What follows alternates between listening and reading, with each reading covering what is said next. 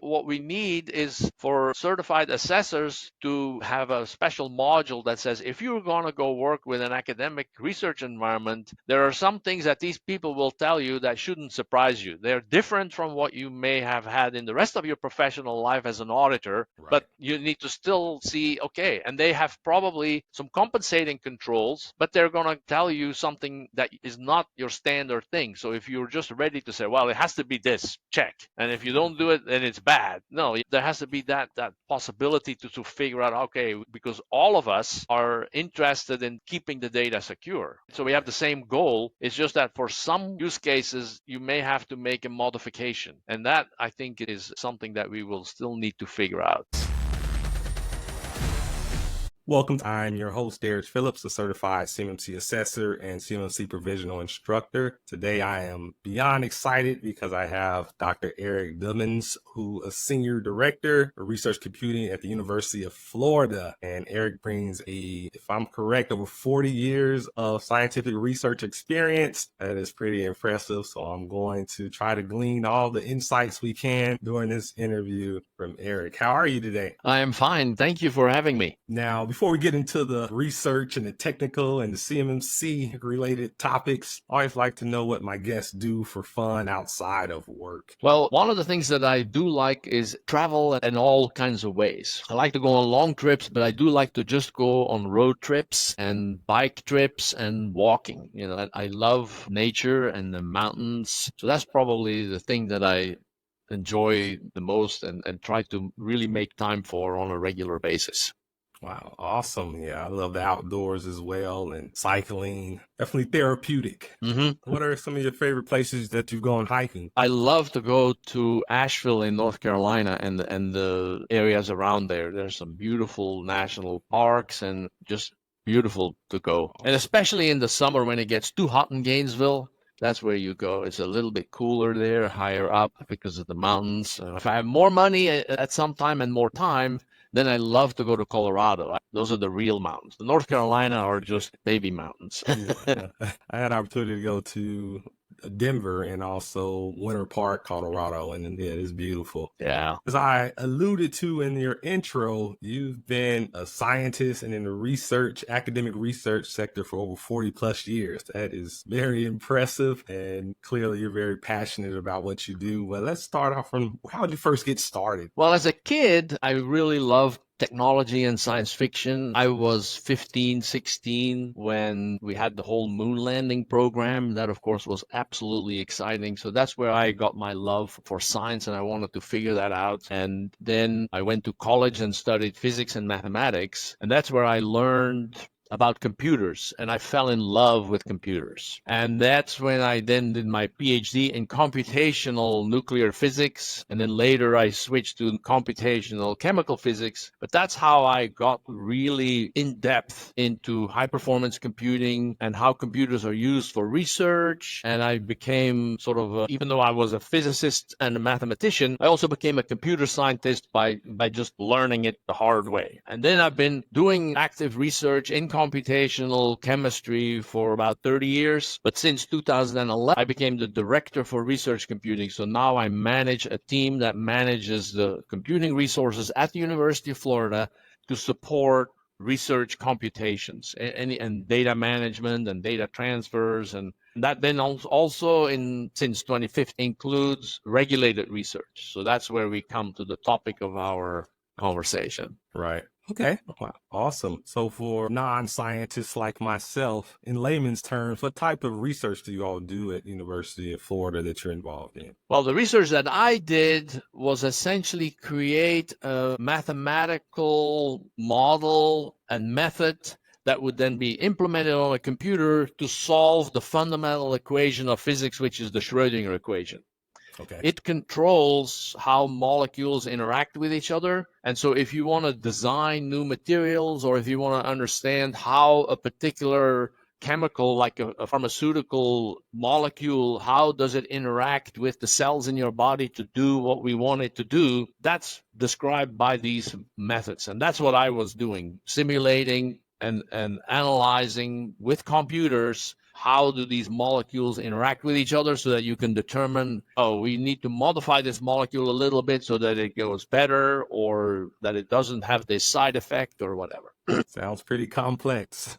Yeah, it takes a lot of work and a lot of interaction with people. And then you work with experimental people to sort of verify that what you come up theoretically is correct. But the theoretical calculations allow you to sort of look inside on what's really happening. As an experiment, you do the experiment and you see something happen, and you can have a microscope to look at it a little bit more closely, but you can't see inside. And with computers and this mathematics, you can actually see inside and get a better understanding and then say, oh, this is what we should do. Very cool. And does that tie into the regulated research as well, or is that? No, the research that I did was all completely open and unclassified in any way whatsoever. But these calculations do contribute to, and you work with researchers who then do like clinical trials. And they, of course, have to do with protected health information. And there the regulation comes in, right? So I now, as director of research computing, I work with all these people. But when I was doing my own research, I was just working on that one little slice, and that was not covered by any laws or regulations. Understood. But now in your current role, the regulated research included, that brings into play the infamous CMMC. That leads us to the infamous CMMC, yes. Absolutely. So what's been your experience with CMMC up to this point in terms of just compliance efforts, overcoming the challenges related to CMMC, and so forth? CMMC actually for me has not been that big of a change, because the University of Florida got hit with compliance in 2000 when there was a very big contract that the Vice President for Research wanted us to support that required compliance with FISMA. And FISMA is described in NIST 800 Moderate, and it has about 200 controls. And so we built a system to manage that, and that was my team that had to organize that. So that's where we learned the pain, and it was very painful, and it was very expensive. Then we had to build a second one because we actually thought we were in good shape because we had this environment, but it turned out to be too expensive to deploy rapidly for the many research projects that were all of a sudden required by the Department of Defense with their new DFARS in 2016. And then they came up with their new regulation that became mandatory in December of 2017. So our original enclave was too expensive. We had to build another one that was more cost effective for these many small projects that did require CMMC. The original FISMA requirement had to do with Medicaid and Medicare data, and it was not defense related, but it needed more. So then we learned how to manage NIT, which has 100 controls that are a subset of the 200 controls from Moderate. So we learned how to do that. We learned how to deal with assessors and auditors because it was required as part of our contract that we did this. So we learned all this pain. So then when the CMMC came, we just said, oh, well, now they're requiring it more formally, because initially the DFARS rule of 20 was fully self-assessment. Right. And if you were like me, like I was, and the University of Florida was in 20, and you never heard about compliance, you don't know what that means. You start to read NIST 853 or 171, you read these controls and you interpret them, and then you say, oh, I'll take care of that this way. But that's not necessarily the way an auditor will look at it, and so that means you're not necessarily in compliance. So the self-assessment really doesn't work. We never had that, or we actually built it, and then we asked an auditing company to come, and they told us, that's not right. Oh, you got to fix that, or you got to explain that better, or you got to implement that this other way. So we went through multiple years of that improvement. So then when finally CMMC came and added essentially to NIST 800 the additional thing, well, self-assessment is no longer good enough. You got to have some people that come and look at it. They got to be certified in assessing this correctly, and they will come and tell you what you're supposed to do. So in that sense, the CMMC was not that big of a change, but I can understand that if you are an organization that has been dealing with it in the old way, because I remember the DOD required in 2010, they required if you get one of these grants or contracts that have to deal with data that the Department of Defense thinks is important, you need to meet these 15 controls. They were very easy to meet, right? So that was and so there's a lot of institutions that now still think, oh, we did this in 2010. How bad can it be? And then they start reading about CMMC, 100 controls. There's an auditor that has to come. Then it's very scary. It's as scary as it was for us in 2015 when they told us, hey, you got to do FISMA. Thank you for that. It's kind of historical timeline that the University of Florida went through, and it seems like y'all had to be very adaptable to all of the changes. Now, can you talk more to some of those initial pain points that you experienced when trying to comply with FISMA, and then also what made it so expensive? Yeah, so the first thing is that, and this I think is an important point for anybody who is faced with this, the first reaction is you have to protect this data. Who deals with data? Oh, that's the IT people. So then you hand it to the IT people. And the IT people can do the technical controls, but a lot of these controls are not technical. They're policies, they're procedures, and they have some technical stuff. But if you then hand that to a team of IT people and computer science engineers, they're going to try and implement everything in a technical way. And they over-engineer it, and they make it impossible to do the work that you're supposed to do. That's what we had in our system. Okay. We built the system, and we had 90 days to build it, which we did. We got a scramble team together, very smart people. We said, oh, we'll do this with virtual machines, and we'll do this with Citrix, and we have some firewalls, and we do all this stuff. And so by July 1st, we had the system up and running, and all the data that the Department of Medicaid and Medicare gave us was in that system, and it was all safe. But then we learned that the researchers who were supposed to do this work for their contract couldn't do their work because we had put so many controls in place that they couldn't do anything. And it took us 6 months to figure out how to make it work. And that involved lots of other people than just IT people. So the main mistake that people can avoid is don't just give it to IT people. It has to be managed by somebody else, and the IT people have to do their part. But there's a lot of other people in the Office of Research, in contracts and grants, in the privacy office that all have to do their part. And the main thing that you can do to make it more smooth is to make sure that there are communication channels so that when a problem comes up, you know the right person to talk, and that person is mandated or made understood that when this person asks you a question about this compliance, you have to answer them, right? You have to make sure that the top level of the administration of your organization is in sync so that if I in IT have a question to the Office of Research, the CIO and Vice President of Information Technology and the Vice President of Research, they have to be in agreement so that if I call somebody in the Office of Research, that they understand this is important and they should answer. They can't just pawn me off and say, I'm not going to listen to what Erik has to say or whatever is asking for, or I can take care of this next week.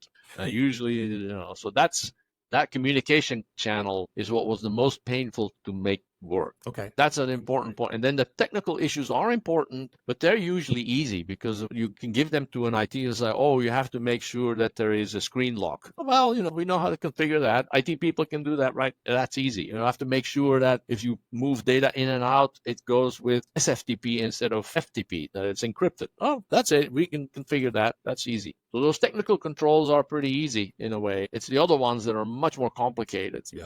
Really, that's invaluable insight. And whether it's a small business or a large research university, you need to have that senior leadership buy-in to your point and understand that any compliance, and especially CMMC, is not an IT problem. It's an organization problem where they all have to be on board. And then the processes are very important. They have to be documented. And that means that some of the processes you're doing may have to change. You say, well, we've been doing this like that for 10 years. Well, you can't do it like that anymore. And then after we agree that it's changed, we need to properly document it because that's what the auditors will come and ask you. They say, show me. I mean, it's one thing that they ask a person to say, what do you do when a new account is requested? Oh, we go and check their background or whatever. That's fine. Where's that documented? Oh, you didn't write that down? Well, that's a finding. Yeah, exactly. And that's probably one of the biggest lifts related to CMMC is the documentation that people underestimate because to your point, when an assessor comes in, it's an objective assessment. They're not taking your word for it. They want you to show them whether it's documentation or actually demonstrating how that process works. And if it's not written down, then they have nothing to test. They have nothing to validate that you're actually doing it. And also, if it's in the person who typically performs that duty, if it's in their head, what if they're out sick? Or what if they leave? Or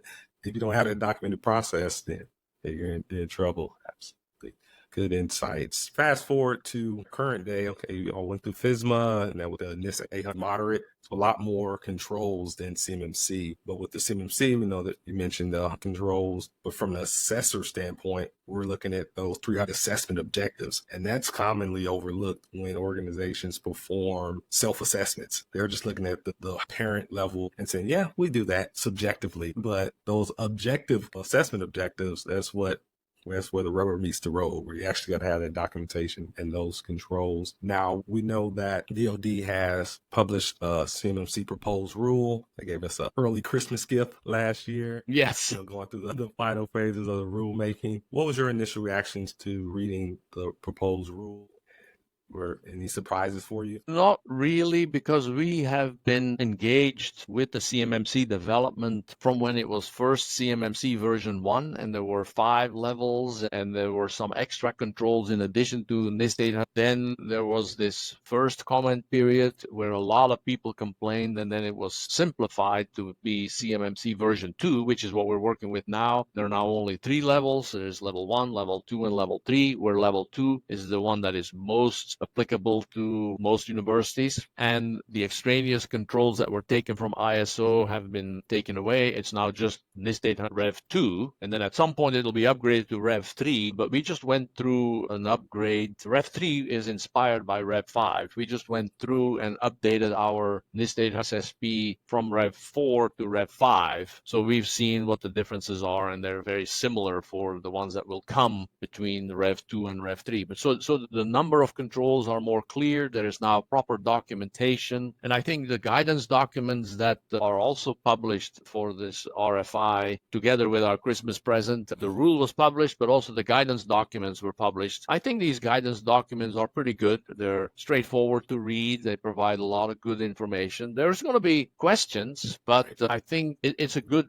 base of material. The main thing that over the past year that I find as a concern is that the training material for auditors to become certified assessors has very much a context that I would call for enterprise computing. And it doesn't quite meet the really weird use cases for research computing that is typically in academic environments. And there are some things that are very straightforward and they make perfect sense in an enterprise environment. A beautiful example is when you're talking about a big database like in a hospital. Obviously, the electronic medical record system needs to be all secure data, right? Because you have all this patient information, it's protected by HIPAA, you have to be very careful. Right. But the kind of these systems, they are relatively small. I mean, they're powerful when you compare them to your desktop or your laptop, but they're relatively small compared to something like a research supercomputer that the University of Florida has, or that the different supercomputer centers in Department of Energy or NSF funded are. And the kinds of actions that people do on this electronic medical record system are very transaction-based, right? Nurses and doctors have to log in, they look at a record, they enter some information about a patient, and their session is done. So then you can have a control that says, oh, if nobody is at that terminal, I want the terminal to be locked, and I want the user to be logged out. That's perfectly fine. But if a scientist is running a big calculation on a supercomputer and they are trying to debug it, so they start this session and the error doesn't happen until 3 days after the calculation, then all of a sudden it does something weird. So now they have to have this session that is open for 3 days when this calculation runs, and then all of a sudden something happens and the debugger tells them, this is it, and I need to see that. So if there's a security control that says, oh, this person has not typed anything in their screen, so I'm going to log him out, then he can never get to that 3-day test. So there are some things that don't necessarily work. And I think what we need is for certified assessors to have a special module that says, if you're going to go work with an academic research environment, there are some things that these people will tell you that shouldn't surprise you. They're different from what you may have had in the rest of your professional life as an auditor, but you need to still see, okay, and they have probably some compensating controls, but they're going to tell you something that is not your standard thing. So if you're just ready to say, well, it has to be this, check. And if you don't do it, then it's bad. No, there has to be that that possibility to figure out, okay, because all of us are interested in keeping the data secure. So we have the same goal. It's just that for some use cases, you may have to make a modification. And that, I think, is something that we will still need to figure out. Yeah, absolutely. And to that point, we know that the research institutions have a lot of unique use cases that's different from your typical enterprise or small machine shop or all the other type of organizations that make up the DIB. So that was a really good example. I'm sure that you and others in the special use cases to the DoD and the CMMC PMO office, do you feel that they have been receptive? Well, we do have some contacts, and I think right now they are receptive. And we've had over the last year several conversations, but they have not resulted in any action yet. And that may be like we've been working with the CMMC accreditation board and the people in there, and they now understand, yep, that this is a special case. There are some differences. But in the end, the decision is made by the CIO of the DoD. And so we haven't seen any way to make that work. Now, we've made some progress by working with NIST. Okay. So I'm part of a working group that has written special guidance on high performance computing systems and how to secure them. And right now, that working group has just published that in February. It came out. So you can look for that on the NIST website. It's a special publication 800. Okay. And we're now working on an overlay to provide detailed guidance for which controls in NIST data at the moderate level are problematic for high performance computing systems. And by problematic, I mean that if you impose that control, you jeopardize the mission of your high performance computing system by turning it into a low performance computing system. Like you impose some control that has such impact on the performance that you spend like $100 million on a supercomputer, and then instead of having the full speed, it only runs at half the speed. So you waste $50 million, right? So that's not acceptable, right? And so we hope that will then provide good objective guidance information, and that at some point we can use that to inform the CMMC program and the training program for assessors so that they are aware of these deviations for research. So we're sort of setting the groundwork for that, but it hasn't really been sort of formally acknowledged in the sense that there is a section in the new rule that says, oh, for high performance computing systems, you can do this or whatever. No, but that's great. Y'all laying that groundwork and certainly collaborating with the right organization, NIST, because you know that's going to be the directives that the CMMC rule points to or aligns with. That's fantastic. So what was involved in part in being involved in that working group? I know you mentioned some of the deliverables that you all have been working on. Well, it sort of grew naturally. There were several people from academic institutions, from national labs, including many of the high-performance computing people in three-letter agencies that are interested in this. They have to not only meet the CUI, but they also have to deal with secret and top secret. They have the same problems, right? And so we had several workshops in the beginning, and then we tried to come up with something, but we sort of tried to do it too complicated. And then it got restarted in 2010. The group got together again, and this time I guess we got on a better, maybe we all learned more and we got on a better track, and we gathered information. We had people give presentations on how they deal with their HPC systems, and then we tried to see, well, what are the common themes? And it turned out we did get good common themes. And then in March of 23, we had the third HPC security workshop organized by NIST at Gaithersburg, and we published a report on that, and that was very helpful, and that's where I think that now finally got traction. But it started in 2016. Okay. Underway for some years now, and that's how it works. It seems like with government, especially federal government, it's slow moving, but yeah, it is slow moving. That's to make some good progress, and that ties into, I know you're heavily involved with RRCOP and EduCause, and that's something I really love about the higher education space, where you all are very collaborative and share those lessons learned and try to just share as much as you can. When I told you my painful period of 20, but that's where I reached out to some of the people who had been doing this before me, like Anurag Shankar at Indiana University. He was my mentor in 2015 because he had done this and had been doing this for 5 years by that time. And the people at University of San Diego, University of California, San Diego, they also also had a compliant environment. So I reached out to them. And so I think what the RCOP now does is to have a place with resources and also friends, mentors, so that if you are at some institution or even at a company and all of a sudden your boss says, hey, you're hired to stand up a CMMC compliance program, you don't have to start from scratch like I did. You can go to this website, find all kinds of things to get you started, reach out to different people in that community, and they will give you all kinds of help so that you can move much faster and avoid many mistakes like we did. We made some mistakes that took tons of hours and hundreds of thousands of dollars that we had to learn from. Right. And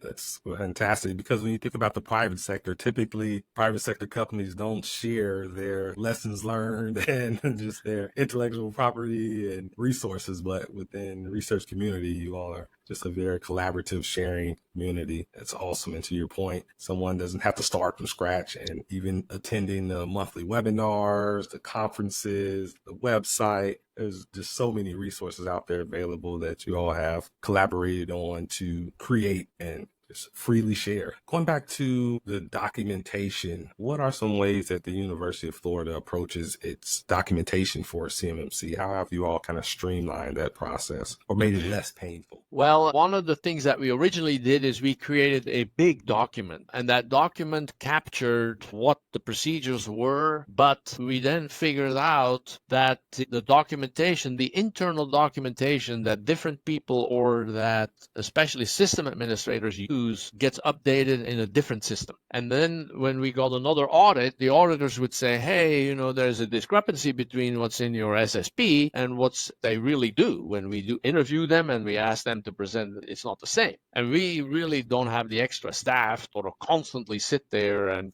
make sure that the document is up to date. Right. So what we've done now in this last year, if we started a new comprehensive system security plan that has very high level guidance and then links to specific documents that are the real procedure documents that the system administrators maintain. And so if they make a change there, then that link points to it and it's going to be the up-to-date document. So we hope that will simplify maintaining our SSP. Our SSP now becomes more of a high-level outline, a map that we can share with the auditors. And then we also, like the most recent audit we did, we basically gave the auditors an account on our Confluence repository so that they could go and follow all the links they wanted to, whenever they wanted to investigate.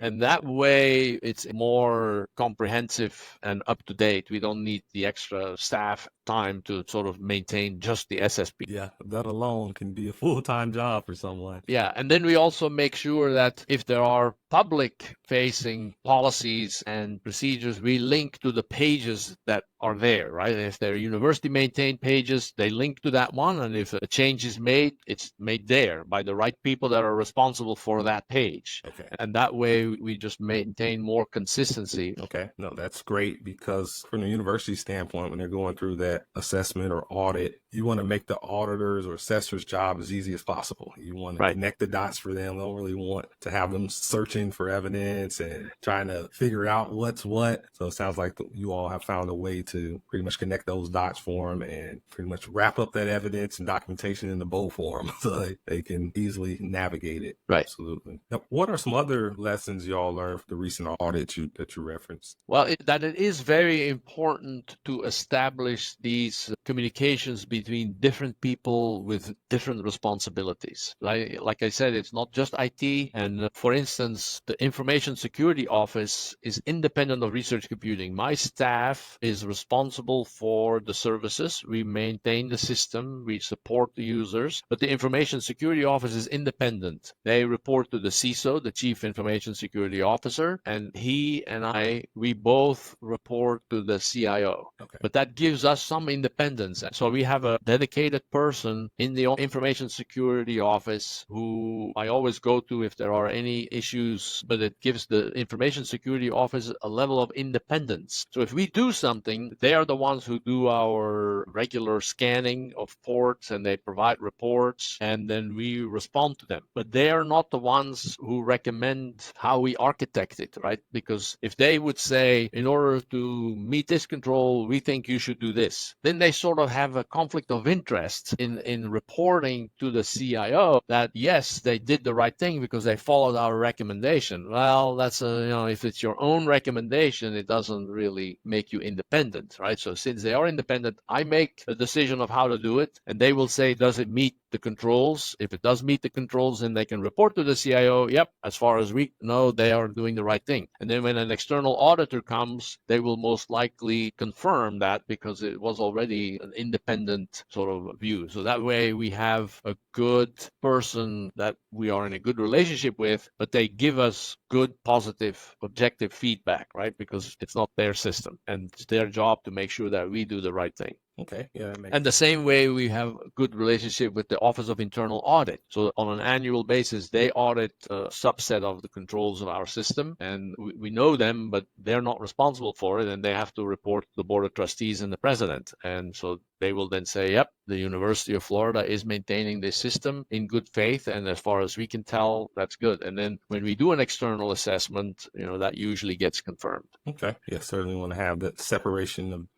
Yeah, the separation of the duties is important to really make. And then that way you could sort of say it's a self-assessment, but it's not a total self-assessment, right? Because they are people that are part of the University of Florida, but they are, by separation of duty, they're reasonably independent. Right. Absolutely.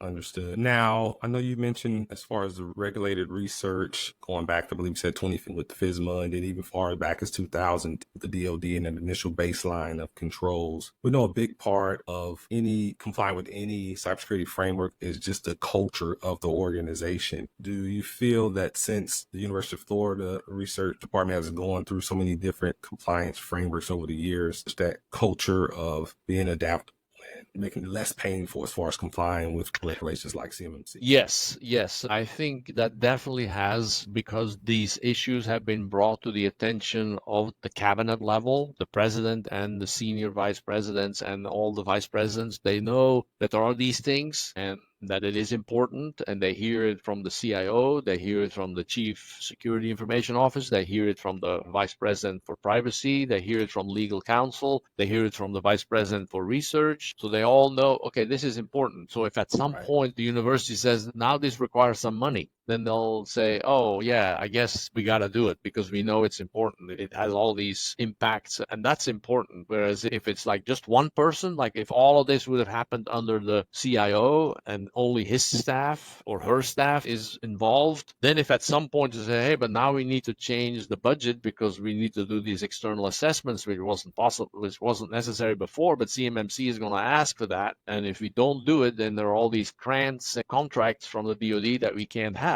Now, if you have a small institution and you only have one 50,000 contract that requires CMMC, then maybe the university decides, well, I guess we're not going to take that. But if you have a big portfolio, then the university might want to say, oh, there's like $100 million that is defense-related thing. Are we going to just punt that? Nah, probably not. Still a good return on investment. Yeah. So then maybe we should hire this external assessment, which will add, some hundreds of thousands of dollars a year on extra costs. But you're talking about $100 million portfolio. So I guess that's a worthwhile return on investment. But that is why it's so important to have these conversations and to make sure that the administration is aware of what the issues are and they are willing to participate in that discussion. Don't present them with some surprise. Exactly. And it goes back to with the culture, and it also goes back to what you mentioned related to just all the various departments working together and then just kind of having that insight, because it is common for IT departments to kind of be in a silo and communicating with other departments. And then, there are going to be surprises when they do have extra budget or resources. Yeah. And another important stakeholder group, of course, is the faculty themselves, the people who have to do the research. research, right? Right. Because many of them will say, well, in 2010 I could do it like this, and that was all easy. And say, well, it's not 2010 anymore. And but then at the same time, we have to take it upon us, and this is what I really agree with our CISO. Our CISO basically says, well, there are all these IT activities for compliance that we just have to take care of. We should not punt that to the faculty. The faculty have to do some training, they have to do their part, but we have to make sure that their part is minimized so that they just do their research, because that's what we hire them for. That's what they're supposed to do. And they have to do their share, but we have to make sure that their share is just what they need to do, and we should not burden them with writing SSPs or documenting procedures or whatever. There are other people that have to do that. Yeah, exactly. Let them focus on what their area expertise is, what they love doing. And I like that approach, because I've certainly seen in organizations where they take a different approach and do have maybe the researchers taking on all these additional duties related to cybersecurity, and they'll get burnt out or just be really miserable in that position. So let's say that you had to start over with building a CMMC compliant program in a research environment. What advice would you give to someone in that position where they're just getting started at a research university? Let's say maybe it's a small university with limited budget. What advice would you give? Well, the first advice is that you need to get the right stakeholders in place. And that's where RCOP is a good resource, because they have several resources that describe who should be at the table. There's a nice document on how to get started. That's the first thing you should read. And then also don't get all excited about buying some stuff. If you have a small university and you want to start, you should probably start by initially deploying it in the cloud, because then you can start small and the budget will be relatively small, and that's how you can learn. And then after it gets turned into production, you can sort of see, okay, is this use something that costs an amount that we can afford, and it's okay for the university to keep doing it like that? That's fine. If it starts to grow, you'll probably find that there comes a point where the cloud becomes too expensive. Okay. Because it is more cost effective if you build it your own and manage it with your own staff, but that has its own cost. Although it's less, it has its own cost, and there's sort of a barrier, right? I mean, if you're very small, it's too expensive and you may buy the wrong thing. You may make $1 million investment in some computer and it turns out, well, that wasn't quite the right thing because we didn't buy enough GPUs, or we bought too much this, and then you can't turn it back. Whereas in the cloud, you basically say, well, this is what I need today, and you find out, that's fine. And then tomorrow is, oh, we forgot this. Well, then you just add it to your bill and it works and you can try it out. And then after a year of experience, you can sort of say, okay, this is what we need. Then you can decide, now, if I would buy this on my own, then what would it cost? And then you can find out, okay, is it cheaper than staying in the cloud or doing your own? And you can make a rational decision. But that would be a good way to start. Start by making the network and having the right staff, hire the staff to create the documentation and write down the procedures and the policies and whatever. That's where you have to start. Whereas often people say, oh, we have to do this, and they start buying hardware. That's not the most important thing to get going. It's the most important thing is to get the people going. Absolutely. That's invaluable advice you gave. And I see that across the board, where organizations, they buy the technology and they don't even know what data they need to protect yet. That's another key thing. What assets are in scope? People, processes, technology. What data are you trying to secure? And make sure you align that to understand what are the exact requirements. Because if you don't understand those basics, to your point, you may purchase the wrong thing. And for a small university, that could be just a nightmare, a disaster. Pretty much sink their entire research program. Great insights. Absolutely. Now, you get to work with supercomputers, which most of us non-scientists can't even dream of doing, having that opportunity. But outside of supercomputing, high performance computing, what other emerging technology excites you? Well, I'm still very excited about anything with space, like the Weber telescope and the beautiful pictures it's sending. That's great. And now the Artemis program to try and go and land on the moon again. And this private company that recently landed on the moon, that's something that excites me a lot. One of the things that I also find interesting is the way cars have evolved. And if you wanted to go, like I said, one of my hobbies is to just do road trips. And modern cars have all these things. You just connect your phone and you use your Google Maps or Waze or whatever, and there is this navigator. You used to have somebody in the passenger seat looking at the maps and say, okay, there's a turn coming up. But now the app does that. And also, if you're going on long trips, you have these control things that keep you on the road. You still have to keep your hands on the steering wheel, but if you sway a little bit to the right, it starts beeping at you. And so, if you're a little bit distracted because you're picking up a drink to take a sip and you sway a little bit too much, it says beep, beep, up. So I find that it makes driving on these road trips more enjoyable and safer. Absolutely. My wife and I just recently purchased a new car. Both our cars prior were 10 years plus old. So we're just blown away by all the new technology now. The heads-up display, the adaptive cruise control, adaptive braking assist. It's a long list. Like, holy cow, it makes driving so much more safer, to your point. Really fascinating. Fantastic. So Erik, you've been in research and sciences for over 40 years. That's really phenomenal. Now, you have to think back. What do you wish you knew earlier in your career that you know now? I don't know. I had a sort of an interesting career, and I'm pretty happy about the way it evolved. There are some things that I learned, but I can see now that it takes time to learn something well. So it's not like I could say, oh, if I would have known 30 years ago the answer to this particular mathematical question, my life would have been very different. But, it took me multiple decades to get to that answer and learn from multiple people and different developments. And that's how I got to where I'm now. But the path was there, and I fortunately had a reasonably good path. I always enjoyed what I was doing, and I always had the opportunity to help other people, which that's what I'm happy about, actually. I did not turn out or create a career where I was just some ivory tower scientist, where I was just looking at my mathematical problem all day long, not talking to anybody. Since I was always in computers, I was always helping people. So at the end of the day, even if I didn't make any progress on my scientific hard question, I knew I helped some people make progress on, like, students working on their thesis, because I helped them finish some calculation or pointed them to how they could solve a problem they were struggling with. So I always felt good at the end of the day. And then over the years, I look back and I said, okay, there were these scientific problems that I worked on, but it took multiple years and collaborations with multiple people to get to some answers that I'm very proud of, but they didn't happen overnight. No, those are good insights. And just in today's age, a lot of people want shortcuts, and I just love your insights and understanding, hey, you have to embrace the process and know that it takes time. Yeah. Because I think back on my career where things were, even if what I know now, if I knew back then, it maybe wouldn't have made much of a difference because I necessarily didn't have a level of maturity or experience, and everything happens for a reason. It takes time. Yeah, that's true. Yeah, even if people would have told me something 30 years ago, I might have completely ignored it. Actually, maybe somebody did tell me something and it just blew by. Exactly. Wasn't ready for it. Yeah.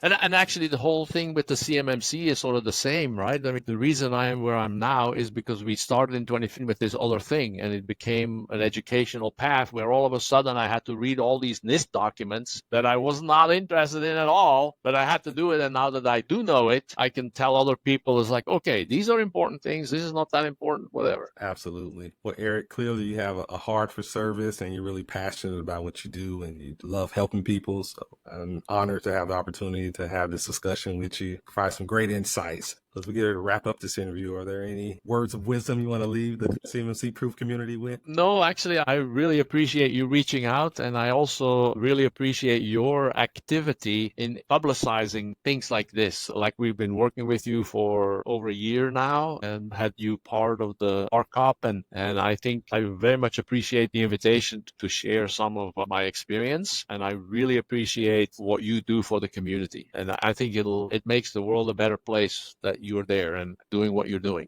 Thank you. Thank you. And yeah, it's my pleasure to highlight the great work that you are doing and others like yourself in the RCOP and EDUCAUSE community. I'm fascinated by the research community, so it's just all great for me. So it's a win-win. Well, all right, Erik, thank you again. And I'll be looking forward to us hopefully meeting. Will you be at the conference, or is it the EDUCAUSE conference? Yes. In privacy. Okay. Yeah, I get to actually meet you in person. So looking forward to that. It'd be great.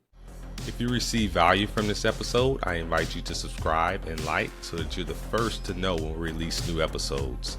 Also check out CMMCProof.com to learn more about the arsenal of resources that we provide to equip you to conquer CMMC. We'll see you next time.